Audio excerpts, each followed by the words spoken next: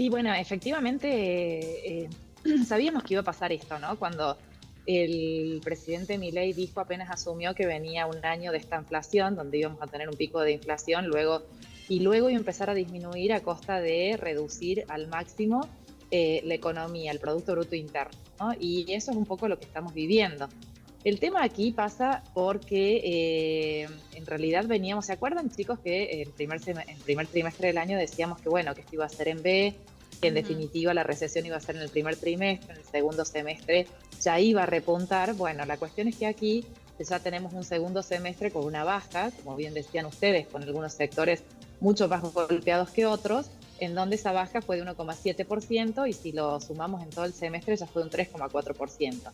La pregunta aquí es nuevamente si es un piso o si vamos a seguir disminuyendo, es decir, Ujú, sigue siendo la caída de la B o ya llegamos a una L, ¿no? ujú. Sí, decirles que, bueno, que en la teoría económica, en la ciencia económica, un país entra en recesión cuando tiene 2 trimestres consecutivos de crecimiento. Y en este caso ya tenemos 5 trimestres consecutivos donde la actividad económica se reduce en general, afectando la producción, como bien decían ustedes, el empleo, los ingresos, bueno, y el resto de los indicadores económicos, ¿no? En donde justamente todo esto impacta en el desempleo, que es lo que se está registrando hoy en la Argentina, ¿no? Ujú. Una cuestión, por ejemplo, con respecto, si nosotros comparamos lo que está pasando en Estados Unidos, justo ayer Estados Unidos disminuyó la tasa de la Reserva Federal por primera vez en 4 años en 0,5 puntos porcentuales. ¿Por qué lo hizo Estados Unidos? Para estimular el crecimiento económico, producto de que estaban entrando en una recesión. ¿Qué quiero decir con esto? Que los bancos centrales pueden realizar políticas de expansión monetaria para poder estimular su economía, como lo hizo ayer Estados Unidos, ¿no? Y bueno, en definitiva, esto todavía no lo estamos viendo en Argentina, producto de la política económica que está aplicando Milei con la fase uno, fase 2 y fase 3, ¿no? Sí. Gisela, ¿cómo te va? Janina, buen día.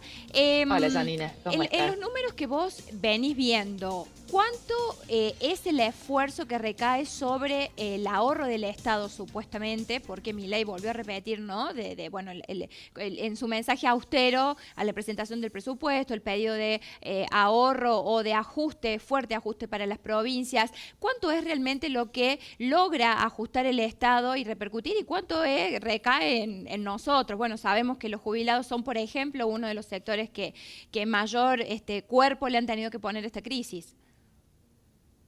Bueno, un dato central, si lo vemos en las variables macroeconómicas de los datos que se publicaron ayer, Sí. vemos que, por ejemplo, el consumo privado bajó un 4,1% y el consumo público un 1,1%. Es decir, que el consumo privado terminó pegando 4 veces más en el bolsillo de la gente, digamos, el bolsillo de la gente terminó mucho más afectado que lo que fue el consumo público, ¿no? Ujú. Entonces, aquí hay una cuestión central, ¿dónde está pegando la crisis, ¿no? Que lo vemos allí, donde también disminuyeron las importaciones producto de la baja de producción de las empresas y las exportaciones sí crecieron un 3,9%, pero cayó la inversión, cayó el consumo privado mucho más que el público, con lo cual ahí vemos en estos datos macroeconómicos dónde está realmente produciéndose, ¿no? Y en Ujú. esto, el ahorro del sector público, el hacer un Estado más chico, implica que Milei saca el foco del sector público como el principal motorizador de Bien. la economía para que sea el sector privado el principal motorizador. El tema es que el sector privado, como estamos viendo, está tardando en reaccionar, ¿no? Y es lo que estamos viviendo ahora con esta baja, ¿no? Claro.